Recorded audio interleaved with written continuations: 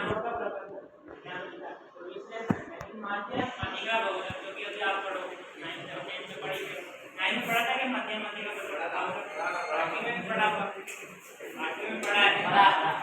मतलब अभी ये खत्म क्यों नहीं, क्योंकि ये चैप्टर ही था, ये पढ़े तक है। और सांख्यिकी के महत्व के बारे में समझेंगे।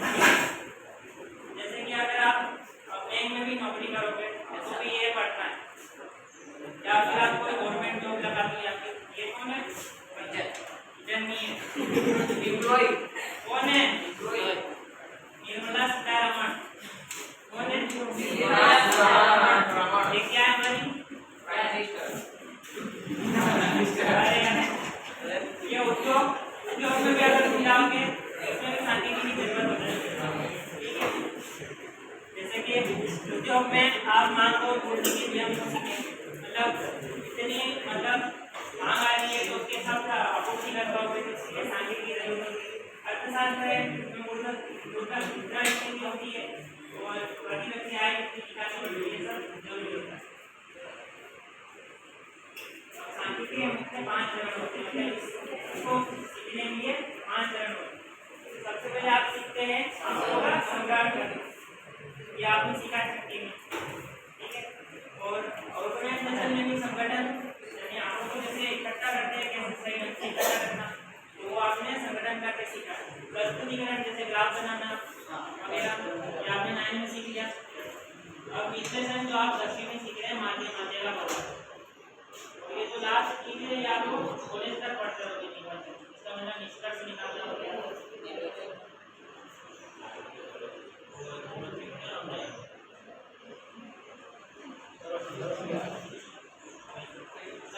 संगठन का मतलब क्या है? मतलब आप आंकड़े जो है एक करके इकट्ठे करते कि बच्चों से एक पूछ के लिखना, तो आपने एक सारणी बना ली तो उसको संगठन कहते हैं, यानी इकट्ठा करा। और प्राथमिक आंकड़े मिलाते हैं, मतलब ये 2 प्रकार के होते हैं। प्राथमिक आंकड़े यानी आपने खुद इकट्ठा करा, और द्वितीयक आंकड़े यानी कि आपने किसी और मांग लिए, उन्होंने इकट्ठे कर रखे उसको द्वितीयक आंकड़े। अब प्रस्तुतिकरण आता है, विश्लेषण नहीं होता। प्रस्तुतिकरण मैंने जैसे बताया कि ग्राफ बनाना, चार्ट बनाना, इससे आपको आंकड़े समझने में अच्छा लगता है। और विश्लेषण यानी कि जो आपने बनाया उसमें विश्लेषण करके मीन मीडियम और निकालते जो आप सीखेंगे, ठीक है। तो ये तो आप अगली क्लास में पढ़ेंगे। अब सांख्यिकी के 2 मुख्य प्रकार होते हैं, एक तो है वर्णनात्मक सांख्यिकी और एक निष्कर्षात्मक सांख्यिकी।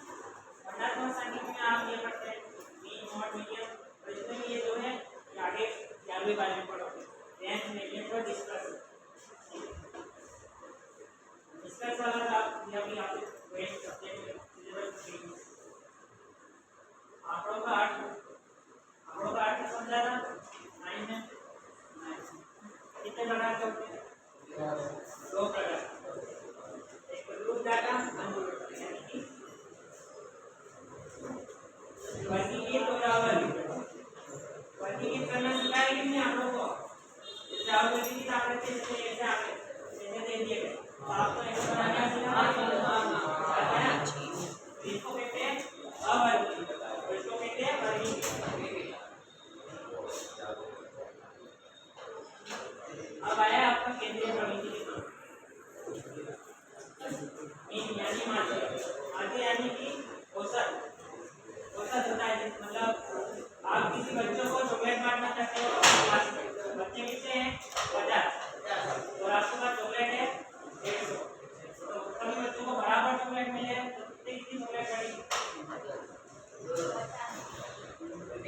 3। तो आपने क्या करा? माध्य का उपयोग। अब माध्य का है तो आपको पोल की बराबर भागों में तोड़ दो, यानी 150 माध्य बनेंगे तो और बहुलक के ज्यादा मतलब ज्यादा अगर इसको 10 मिले तो आप बताएंगे इसको 10, बहुलक ज्यादा मिले, ठीक है। आपने जो सीखा है